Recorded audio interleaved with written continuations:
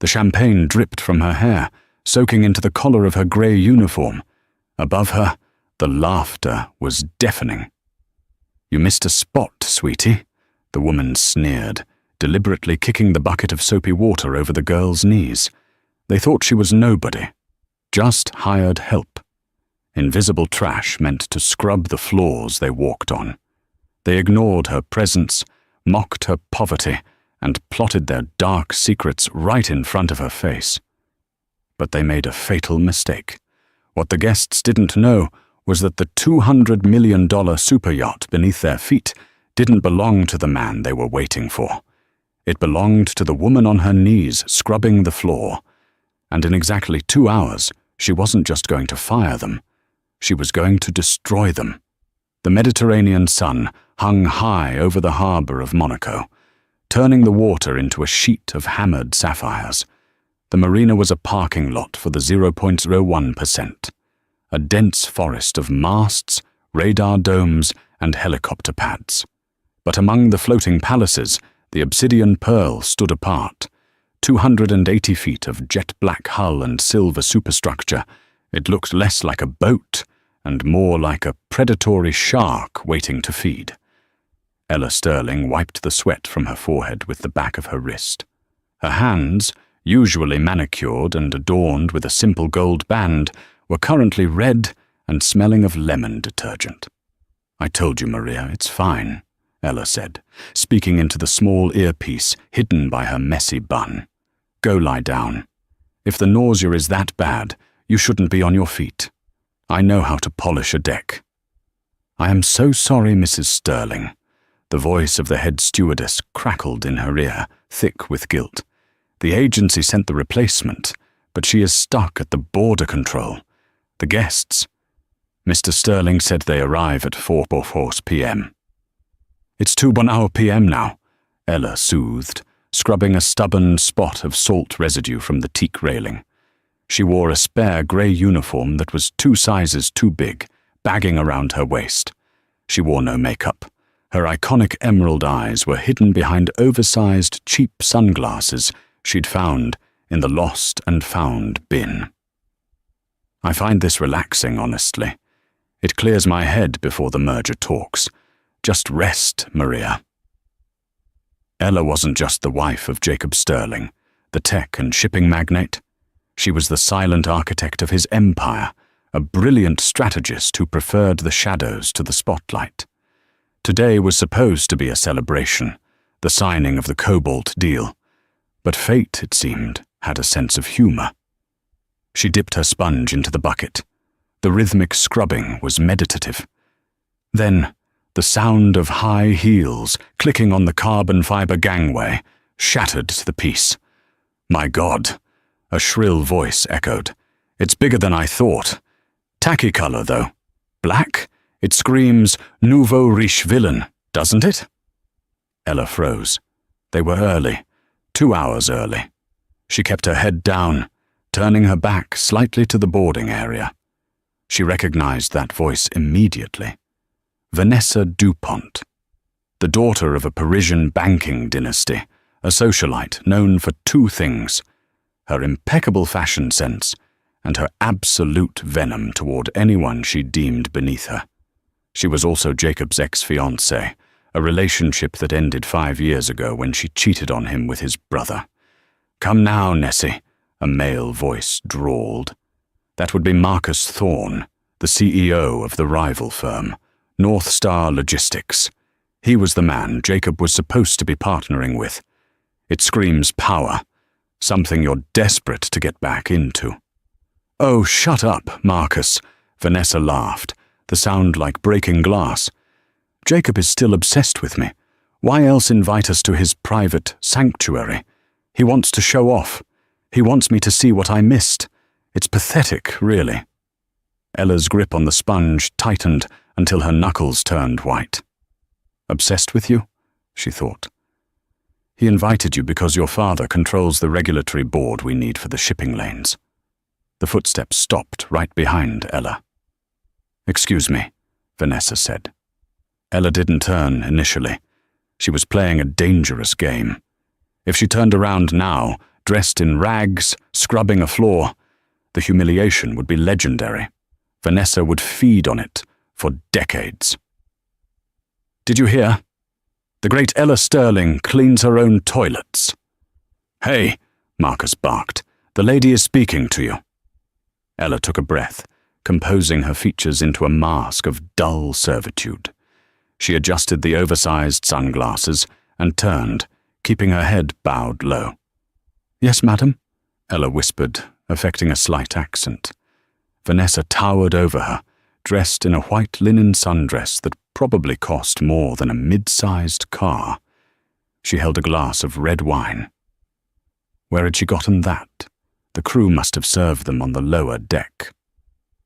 "This gangway," Vanessa gestured with her free hand, looking at Ella with sheer disgust. "It's damp. I almost slipped. Is this how Jacob runs his ship? With incompetence? I am cleaning it now, madam. The sea spray." "I don't care about the sea spray," Vanessa snapped. She took a step closer, invading Ella's personal space. "I care about my Louboutins. Do you know how much these cost? More than you'll make in a lifetime of scrubbing, I'm sure." Marcus chuckled, lighting a cigar. "Easy, Nessie. Don't scare the help. She looks like a frightened rat." Ella bit the inside of her cheek. "A rat. Okay, Marcus. I'll remember that when we review the equity split." "I apologize," Ella mumbled. "I will dry it immediately." She reached for a chamois cloth. As she moved, her elbow bumped the bucket. It didn't spill, but the water sloshed loudly. Vanessa jumped back, as if a grenade had gone off. "You clumsy idiot!" she shrieked. "It didn't touch you," Ella said, her voice dropping an octave, the instinct to fight back bubbling up. "Don't you talk back to me," Vanessa hissed. Her eyes narrowed. She looked at the glass of expensive Bordeaux in her hand, then at Ella's kneeling form. A cruel smile played on her lips. "You missed a spot," Vanessa said softly. She tipped the glass. The dark red liquid cascaded down. It splashed over Ella's shoulder, soaking into the grey fabric of the uniform, staining the white collar blood red. It splattered onto the freshly cleaned teak wood. Ella gasped, the cold liquid shocking her skin. She looked up, her sunglasses slipping down her nose slightly. For a second, she thought Vanessa recognized her, but Vanessa was looking through her, not at her. To Vanessa, Ella was just furniture. "Oops," Vanessa giggled, covering her mouth with a perfectly manicured hand. "Now you really have something to clean. And make sure you get it out of the wood. Jacob hates stains."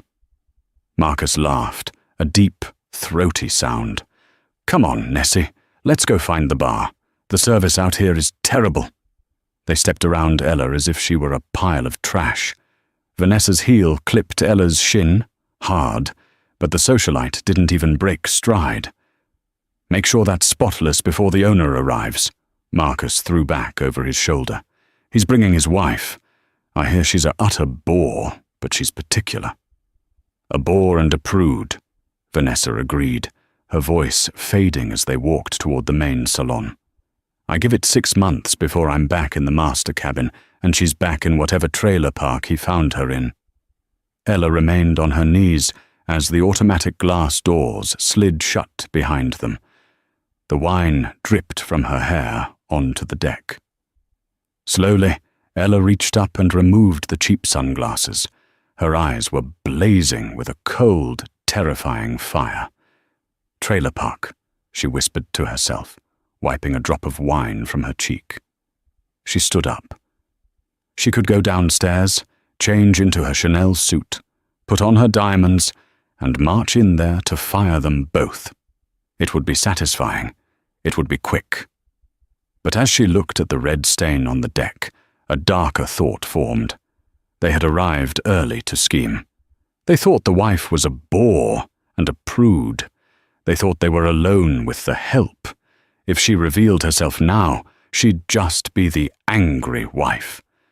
But if she stayed the maid, she would be the spy. Ella picked up the bucket. She wasn't going to change. Not yet. Ella moved through the service corridors of the Obsidian Pearl with the practiced ease of someone who had helped design the ship's layout. The crew quarters were soundproofed and separated from the guest areas, but the service doors were thin enough to hear through if you knew where to stand. She found Maria in the crew mess, looking pale and holding a ginger tea. "Mrs. Sterling!" Maria tried to stand, horror washing over her face as she saw the wine-soaked uniform. "Oh my God! Did you fall? Did you get hurt?" "Sit down, Maria," Ella commanded, gently but firmly. She grabbed a towel and began drying her hair. "I didn't fall. Our guests decided to christen me." "I will call security," Maria said, reaching for the wall phone. "Captain Henderson will throw them off the dock." "No," Ella stopped her hand. "No one throws them off. Not yet." "But madam, look at you." "Listen to me closely, Maria. Captain Henderson is to remain on the bridge. The rest of the crew is to stay in the lower quarters until I signal. I am taking over service for the afternoon." Maria's jaw dropped. "You? But Mr. Sterling will be furious if he sees you serving drinks to that witch." "Mr. Sterling isn't here yet," Ella said, checking her waterproof watch. "He lands at the helipad in 90 minutes. That gives me 90 minutes to find out why Marcus Thorne is so confident about this merger and why Vanessa DuPont thinks she has a shot at my husband." "You're going to spy on them?" "I'm going to clean," Ella corrected, a sharp smile cutting through her disheveled appearance.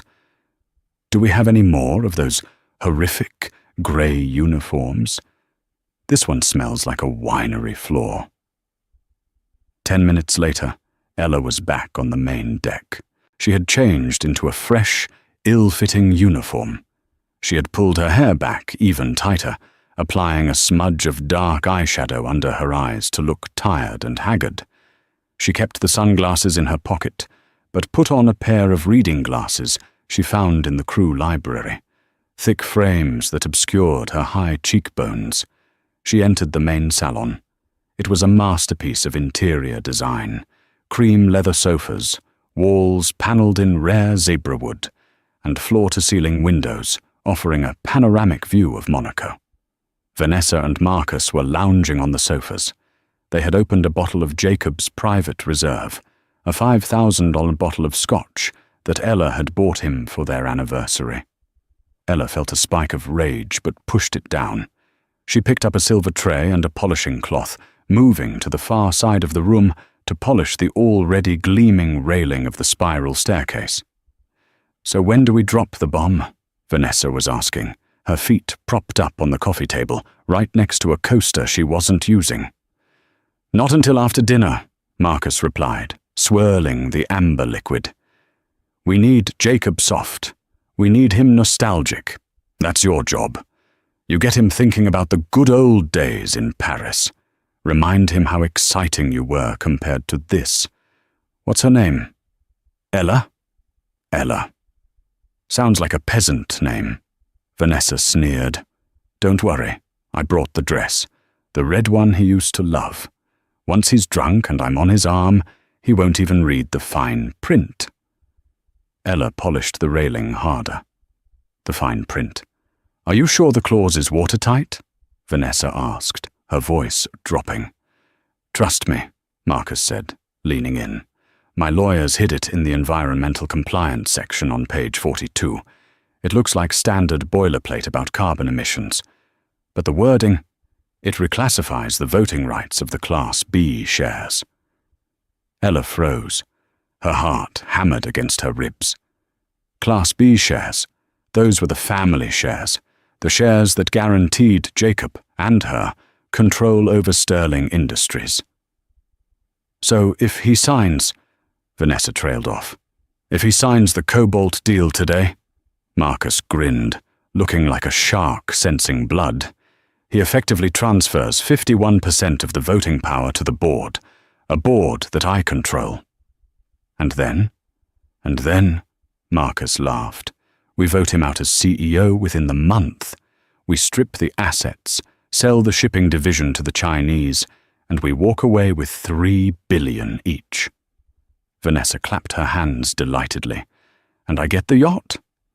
You get the yacht, Nessie, as promised. And Jacob? Jacob will be destitute. Well, rich by normal standards, but powerless. Broken. Marcus took a long drink. He's been arrogant for too long, thinking he can marry some nobody librarian and play house while ignoring the sharks in the water. Ella felt a chill that had nothing to do with the air conditioning. This wasn't just a bad business deal. This was a coup. They were planning to steal the company right from under Jacob's nose, using his past affection for Vanessa as the distraction. "Hey, you!" Ella jumped. Marcus was staring right at her. "Yes, sir." She kept her voice low and raspy. "The ice bucket is empty." He rattled the crystal bucket. "Are you deaf or just stupid? Get us more ice." "Right away, sir. And bring some limes," Vanessa added. "Sliced thin, not wedges. If you bring wedges, I'll have you fired before the sun goes down." "Yes, madam." "Thin slices." Ella grabbed the ice bucket. She walked out of the salon, her head bowed, her body language screaming submission. As soon as the door slid shut, she sprinted. She didn't go to the kitchen. She ran straight to the server room in the hallway. She pulled out her phone, which she had hidden in her sock. She dialed a number. It rang once. Sterling. A deep, warm voice answered. "Jacob." "Don't say my name," Ella said, her voice sharp and commanding. "Are you alone?" There was a pause on the line. The tone shifted instantly from affectionate husband to business titan. "I'm in the chopper, 5 minutes out. What's wrong?" "The cobalt deal. It's a trap." "What?" "Marcus and Vanessa are here. I'm undercover." "Undercover? Ella, what are you doing?" "Long story. I'm the maid. They think I'm the help. Jacob, listen to me. Page 42. Environmental compliance. It reclassifies the Class B shares. If you sign that document, we lose the company." "Son of a—" Jacob's voice growled. "Are you safe?" "I'm fine. They're just abusive snobs, but they have no idea who I am. I'm turning the chopper around. We're not signing anything." "No," Ella hissed. "If you turn around, they'll know something is up. They'll try this again with a different angle. We need to bury them, Jacob. We need to humiliate them so badly they never dare whisper the name Sterling again." "I'm listening," Jacob said. She could hear the smile in his voice. He loved it when she got ruthless. "Land as planned. Treat me like the maid. Ignore me. Let Vanessa flirt with you.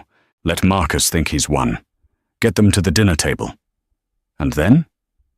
"And then," Ella said, looking at her reflection in the dark server glass, the messy hair, the oversized uniform, the eyes of a wolf. "I'll serve dessert." The thumping rhythm of rotor blades sliced through the humid afternoon air. The conversation in the main salon died down as Marcus and Vanessa looked toward the bow. The Sterling Corporation's Sikorsky S-76 helicopter, painted in the same midnight black as the yacht, began its descent onto the helipad. "Showtime," Marcus muttered, stubbing out his cigar in a crystal bowl that was definitely not an ashtray. He stood up, adjusting his suit jacket, checking his reflection in the window. "Remember, Nessie. Soft, vulnerable, nostalgic."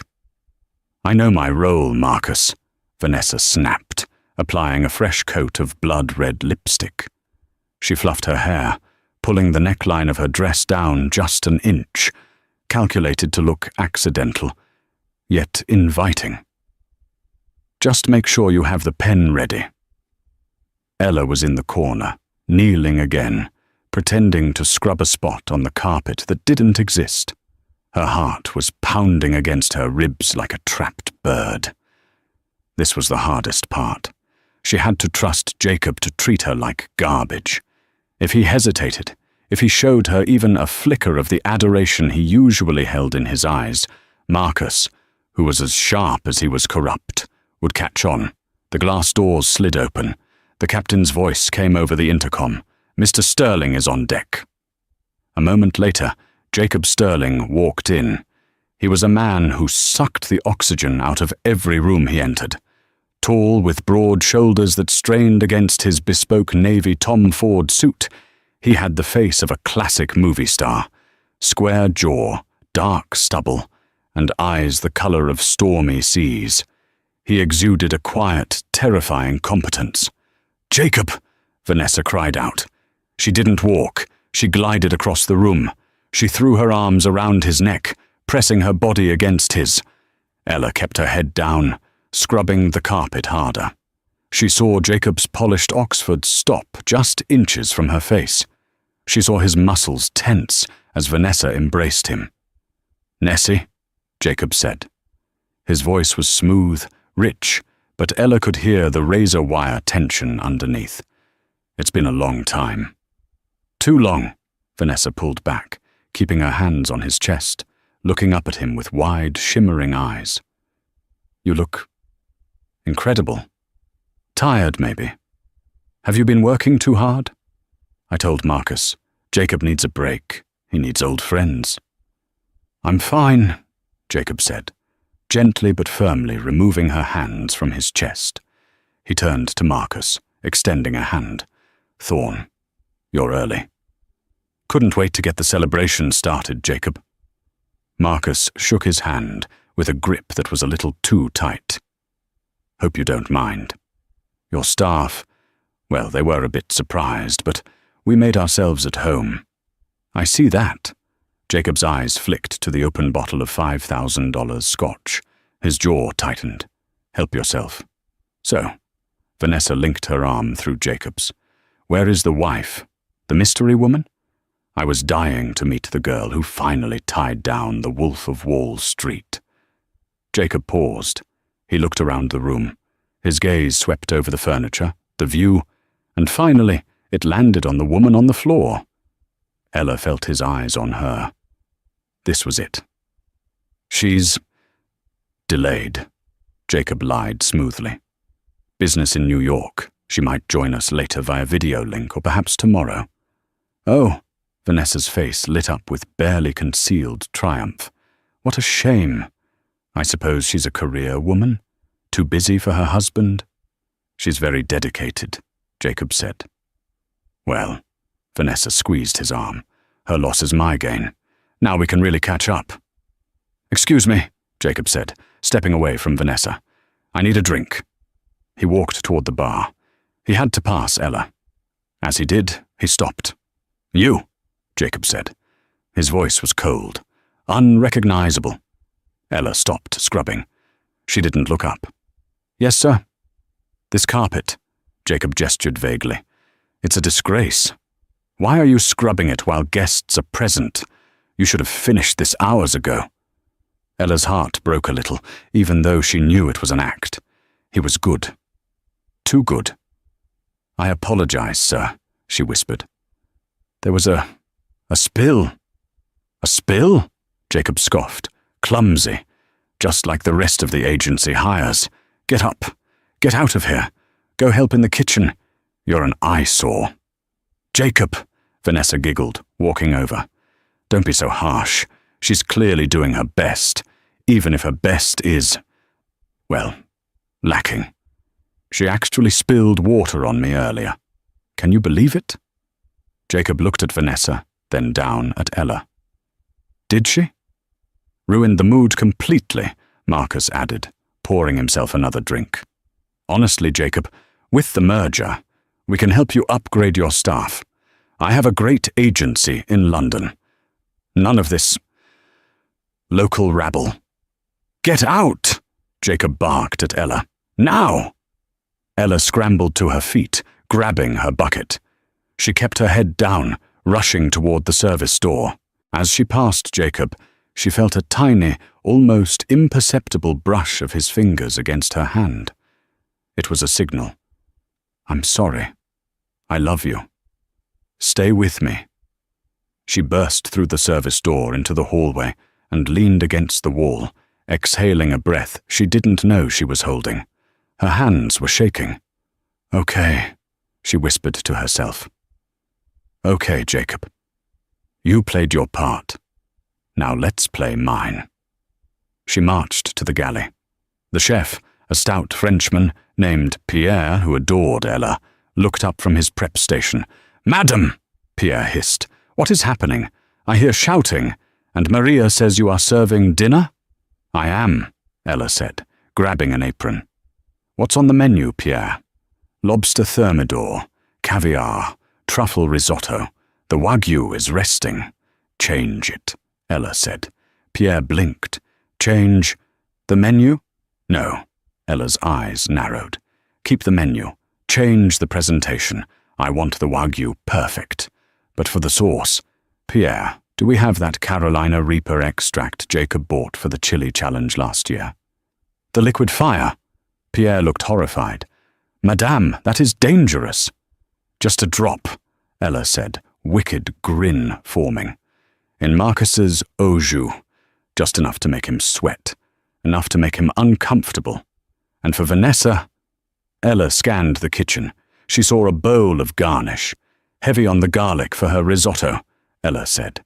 She's trying to kiss my husband. Let's make sure her breath ensures he doesn't want to. You are terrible, Pierre grinned, reaching for the garlic. I love it. And Pierre, one more thing. I need the wine list. They're drinking the 82 Latour. Yes, madam. Decant it, Ella said, but fill the bottle with the supermarket table wine the crew uses for cooking. Let's see if their refined palates can tell the difference. The sun began to set, painting the sky in hues of violet and burnt orange. The aft deck was set for dinner. Crisp white linens, heavy silver cutlery, and crystal glasses that caught the dying light. Ella had transformed again. She had found a uniform that was slightly better fitting, but she had messed up her appearance further. She used a little flour from the kitchen to pale her skin, making her look sickly and exhausted. She wanted to be invisible, yet repulsive enough that they wouldn't look at her too closely. She stepped out onto the deck carrying the first course, the caviar service. Finally, Marcus grumbled. He was already seated, loosening his tie. I'm starving. Ella placed the mother-of-pearl spoons down. Her hand trembled intentionally. Careful, Vanessa snapped. God, Jacob, watching her is giving me anxiety. Can't you send her away and have the steward serve us? The steward is indisposed, Jacob said, taking a sip of his water. He looked at Ella with a look of pure boredom. Just put it down and go. Yes, sir. As they ate, the conversation turned to business, or rather, the manipulation of business. You know, Jacob, Marcus began, spreading caviar onto a blini. The market is volatile right now. North Star offers you stability. This merger, it's not just business, it's a lifeline. I wasn't aware I was drowning, Jacob said dryly. Not drowning, Vanessa interjected, reaching across the table to touch Jacob's hand. Drifting. You've been drifting since I left.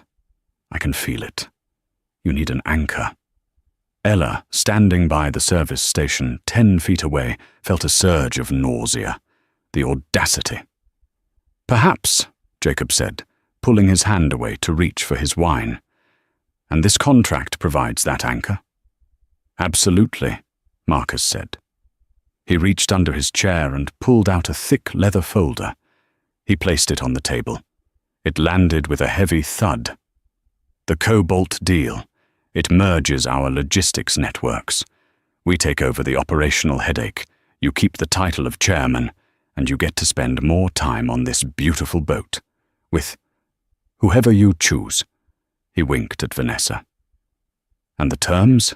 Jacob asked, eyeing the folder. My lawyers have looked it over.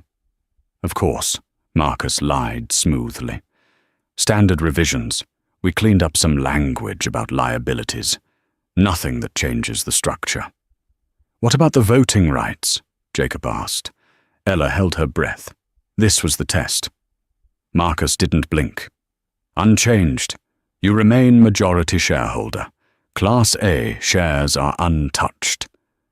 He's lying by omission, Ella thought. He didn't mention the Class B reclassification. Sounds promising, Jacob said. He didn't open the folder. He just let it sit there, a ticking time bomb between the salt and pepper shakers. Let's sign it after the main course, Vanessa cooed. Celebrate properly. But first, more wine? This Latour is divine. Ella stepped forward with the decanter of cooking wine. Allow me, madam, she croaked. She poured the cheap red liquid into Vanessa's glass. Vanessa swirled it, took a deep sniff, and closed her eyes theatrically. Vanessa moaned. You can really taste the oak, the complexity. Jacob, you simply have the best taste. Jacob took a sip from his own glass. He paused. He looked at Ella. His eyes crinkled at the corners. He knew. He recognized the $5 La Swil immediately. It has a robust finish, Jacob said, fighting back a laugh. Distinctive, Marcus agreed, knocking back half the glass. Earthy. Ella retreated to the shadows, biting her lip to keep from laughing. They were frauds. Total frauds. Main course, Jacob signaled. Ella went to the kitchen and returned with the plates. She placed the Wagyu beef in front of Marcus. The sauce was dark, rich, and spiked with enough capsaicin to incapacitate a horse. She placed the risotto in front of Vanessa. The garlic aroma was potent, masked slightly by the truffle oil, but waiting to strike. Bon appétit, Ella whispered. She stepped back to watch the fireworks. Marcus cut a large piece of the beef, swirled it in the sauce, and put it in his mouth. He chewed. He swallowed. For 3 seconds, nothing happened. Then Marcus's eyes widened. His face went from flush to bright red. He coughed, reaching for his wine. Is everything okay?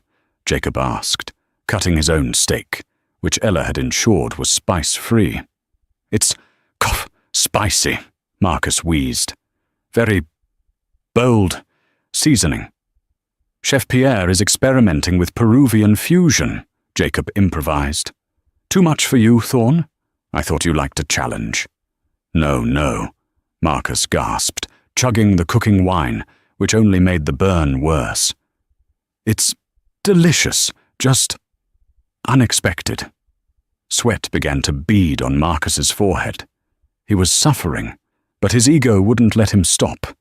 He took another bite. Meanwhile, Vanessa was digging into her risotto. So, Jacob, she said between bites. I was thinking, after the signing, maybe we could take the yacht to Saint-Tropez. Just the two of us? Like the old days. Saint-Tropez is crowded this time of year, Jacob said. We could stay on the boat, Vanessa smiled. I miss us, Jacob, I really do. Leaving you was the biggest mistake of my life. Was it? Jacob asked, leaning back. I thought sleeping with my brother was the mistake. The table went silent. The only sound was the wind and Marcus wheezing. Vanessa froze. Her fork hovered halfway to her mouth. She lowered it slowly. We were young, Vanessa whispered, her voice trembling with rehearsed emotion. I was confused.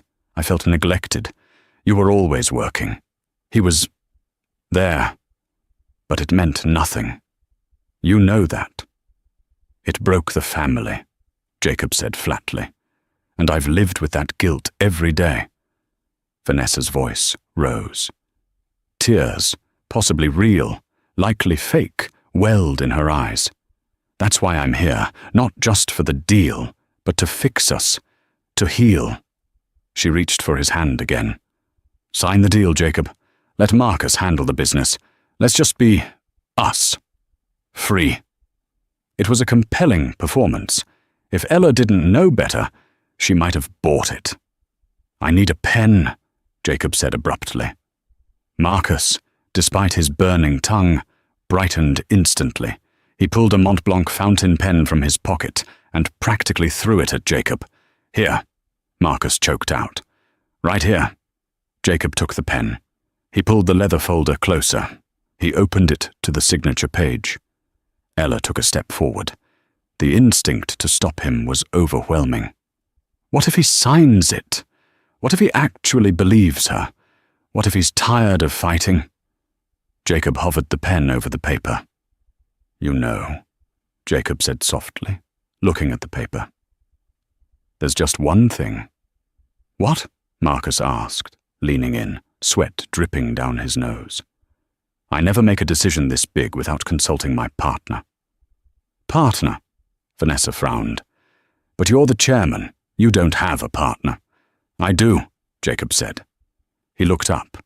He looked past Vanessa, past Marcus. He looked directly at Ella. "Maid," Jacob called out. "Come here." Ella froze. The air on the deck seemed to vanish. "Me, sir," she squeaked. "Yes. You. Come here." Ella walked slowly to the table. She stood next to Jacob. Vanessa looked up at her with utter disdain. "What are you doing, Jacob?" Vanessa hissed. "Why are you talking to the help?" "This woman," Jacob said, gesturing to Ella with the pen. "She's been listening all afternoon, hasn't she?" "She's a servant," Marcus scoffed. "She doesn't understand a word of this." "Oh, I wouldn't be so sure," Jacob said. He turned his chair slightly to face Ella. His face softened. The mask dropped. The love in his eyes returned, bright and burning. "What do you think, Ella?" Jacob asked, his voice gentle. "Should I sign it?" Vanessa dropped her fork. It clattered loudly against the china. "Ella?" Vanessa whispered. She looked at the maid, the messy hair, the oversized clothes. Then she looked at the eyes, the emerald green eyes she had mocked earlier. Ella slowly reached up. She pulled the reading glasses off her face and tossed them onto the table. She reached behind her head and pulled the pin from her messy bun. Her hair, dark and lustrous, cascaded down her shoulders. She straightened her back.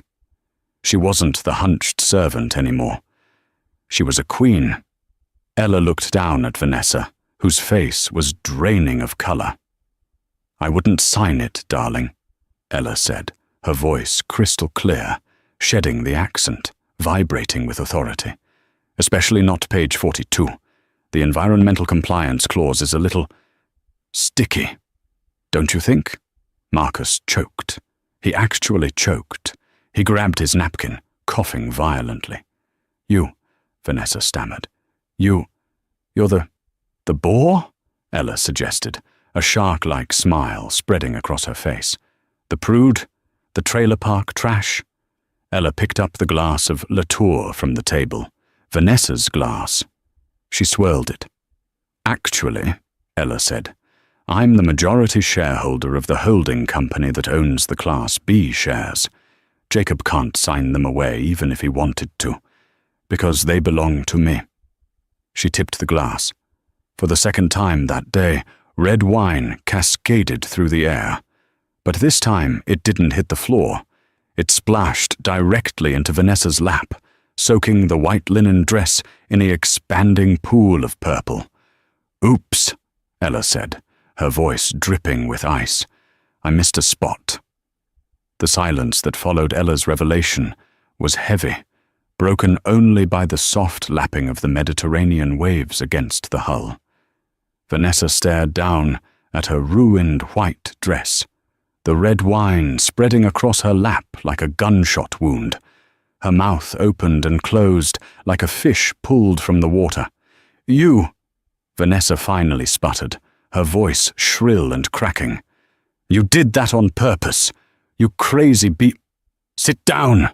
Jacob's voice cracked like a whip. He hadn't raised his voice, but the authority in it was absolute. "You are speaking to the chairwoman of the Sterling Family Trust. You will show respect." Marcus, still wiping sweat from his forehead with a linen napkin, looked between Jacob and Ella. The realization was dawning on him, slow and horrifying. He had just insulted, belittled, and attempted to defraud the one person who held the keys to the kingdom. "So," Ella said, pulling out the chair next to Jacob and sitting down. She didn't look at the guests. She looked at the table setting. She picked up a fresh napkin and placed it delicately on her lap. "Now that we've dispensed with the charade, let's discuss business." "Business?" Marcus laughed nervously. "Ella, Mrs. Sterling, obviously we got off on the wrong foot. A little role play? A joke? We have a sense of humor, don't we?" "A joke," Ella repeated flatly. She reached for a breadstick. "Is fraud a joke to you, Marcus? Is conspiracy to manipulate stock prices a joke?" "Now wait a minute." Marcus bristled, trying to regain his footing. "Those are serious accusations. This is a standard merger proposal." "Standard?" Ella raised an eyebrow. "I reviewed the document while I was scrubbing the floor behind you. Clause 14, Section B. It ties the voting rights to an offshore entity in the Caymans, an entity registered to a shell company called Vanguard Holdings." Marcus went pale. "You thought I wouldn't know Vanguard?" Ella smiled, but it didn't reach her eyes. "I should know it. I bought the debt on it 3 weeks ago." Marcus dropped his napkin. "You... what?" "I own your debt, Marcus," Ella said casually, as if discussing the weather. "I knew North Star Logistics was over-leveraged. I knew you were desperate. I just didn't know you were desperate enough to use my husband's ex-fiancée as a honey trap." She turned her gaze to Vanessa. Vanessa was dabbing frantically at her dress with a napkin, smearing the wine further. "And you," Ella said softly. Vanessa looked up, her eyes filled with venom. "You think you're so smart, playing the maid? It's pathetic. You're insecure. You knew Jacob still had feelings for me, so you had to spy on us." "Insecure?" Ella laughed, a genuine amused sound. "Vanessa, I didn't spy on you because I was worried about my marriage. I spied on you because I needed to see if you were merely greedy or actually malicious. I needed to know if you deserved a severance package or a lawsuit." "I don't need your money," Vanessa spat. "My father—" "Your father," Jacob interrupted, "is currently under investigation by the Regulatory Board. An investigation initiated by an anonymous tip about insider trading regarding the shipping lanes." Vanessa froze. "You, not me," Jacob pointed to Ella. Ella took a sip of water. "I didn't tip them off, actually. I just forwarded the email chains Marcus sent you last week. You really shouldn't use your personal email for corporate espionage, Vanessa. It's sloppy. Gmail retains everything." Vanessa slumped back in her chair, the fight draining out of her. The aroma of garlic from her risotto seemed to choke her now. "So here is the situation," Ella said, clasping her hands together. "There will be no merger. There will be no rekindling of old flames. In fact, as of 10 minutes ago, my legal team at Sullivan & Cromwell has filed a motion to block North Star from bidding on any government contracts for the next 5 years, citing unethical business practices." Marcus slammed his fist on the table. "You can't do that. That will bankrupt me." "You bankrupted yourself when you walked onto my ship and treated me like cattle," Ella said, her voice dropping to a terrifying whisper. "You judged me by my uniform. You mocked my work. You thought because I was cleaning, I was beneath you. You forgot the first rule of power, Marcus. Never assume you're the smartest person in the room." "Jacob," Marcus pleaded, turning to the man he had tried to destroy. "We've known each other for 20 years. Are you going to let her do this?" Jacob looked at Marcus. Then he looked at Ella. He reached out and took Ella's hand, kissing the knuckles which were still red from the scrubbing water. "My wife," Jacob said, "is being generous. If it were up to me, I'd have thrown you overboard by now." The sun had fully set, leaving the sky a bruised purple. The deck lights of the Obsidian Pearl clicked on, bathing the yacht in a soft, golden glow that felt miles away from the grim reality Marcus and Vanessa were now facing. "Get off my boat," Jacob said. We have the helicopter," Vanessa stammered, standing up. She tried to pull her dress down, but the wet, red stain clung to her legs. She looked like a disaster. "The helicopter is for guests," Ella corrected. "You are trespassers." "You can't be serious," Marcus said. "It's a 3-mile walk back to the main road. We're in the private marina. There are no taxis allowed in here." "I suggest you start walking then," Ella said. "The gates close at 10:00 p.m. If you hurry, you might make it before the guard dogs are let out." "This is insane!" Vanessa shrieked. "I am wearing Louboutins." "And I was wearing a polyester uniform that was 2 sizes too big," Ella countered. "We all make fashion choices. Live with yours." Ella snapped her fingers. From the shadows, 4 large men in security uniforms stepped forward. They weren't the polite, smiling crew members. These were the ex-military security detail Jacob kept for high-risk zones. "Escort Mr. Thorne and Ms. DuPont to the gangway," Ella ordered. "Ensure they do not touch anything on their way out. We just had the place cleaned." Marcus glared at her, his face a mask of impotent rage. He opened his mouth to say something, perhaps a final threat, perhaps a curse. But he looked at the security guards and thought better of it. He grabbed his jacket. "Come on, Vanessa," he muttered. They were marched through the main salon, the same salon they had entered like conquering kings just hours before. Now they walked with their heads down. As they reached the aft deck, the entire crew was waiting. Maria, the head stewardess, stood at the front. Next to her was Pierre, the chef, wiping his hands on a towel. The deck hands, the engineers, even the laundry staff. They were lined up in 2 rows, creating a gauntlet leading to the gangway. They didn't say a word. They just watched. Vanessa had to walk past Maria. She hesitated. Vanessa started, looking at the woman she had almost vomited on earlier. Maria just stared at her, face impassive. "Goodbye, madam," Maria said. "Mind the step. It is freshly polished." Vanessa let out a sob of humiliation and hurried down the gangway, her heels clicking frantically on the carbon fiber. Marcus followed, his $5,000 suit looking rumpled, his face still red from the pepper sauce. He stopped at the bottom of the gangway and looked back up at the yacht. Ella and Jacob stood at the railing, looking down like monarchs on a balcony. "Oh, Marcus!" Ella called out. Marcus looked up, hope flaring for a second. "Yes?" "I'm sending you a bill," she said, her voice carrying over the water. "A bill?" "For the cleaning," Ella said. "That red wine is going to be a nightmare to get out of the teak. And the carpet, and the uniform. I'll have my accountant itemize it. Expect it Monday." Marcus turned around and walked away into the darkness of the marina. Vanessa was already hobbling ahead, taking off her shoes and walking barefoot on the asphalt, cursing with every step. Ella watched them disappear until they were just shadows in the distance. The tension that had held her upright for the last 4 hours finally snapped. She sagged against the railing. Jacob was there instantly, his arm around her waist, supporting her. "You okay?" he asked softly. "I hate them," Ella whispered.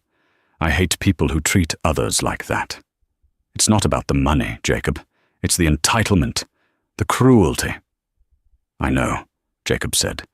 He kissed the top of her head. "You were amazing, by the way. Terrifying."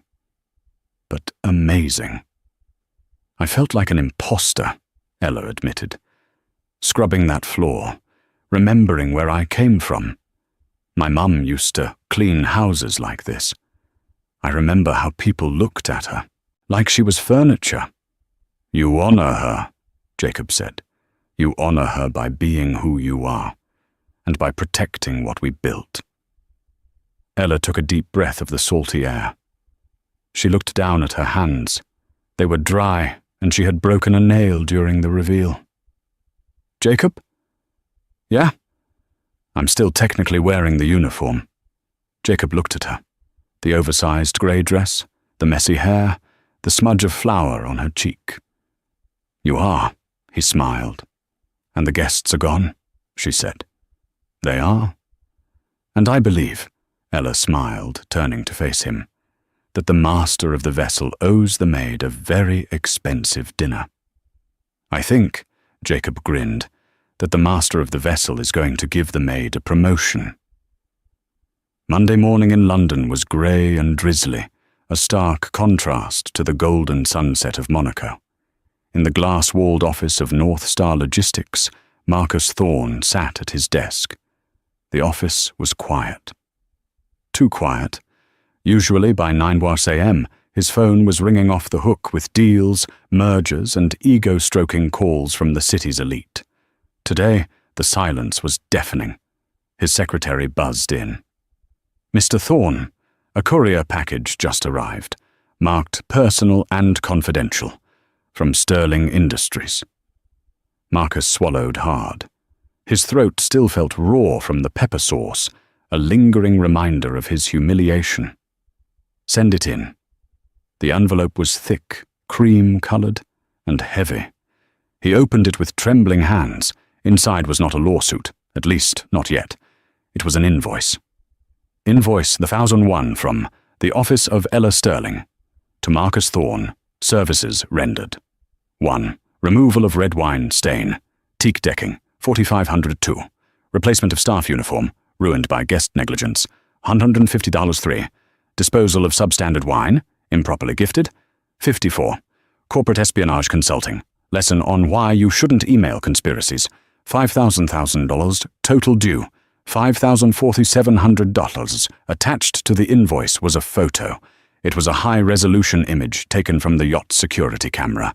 It showed Marcus, red-faced, sweating, with sauce on his chin, looking absolutely terrified, while Ella stood over him.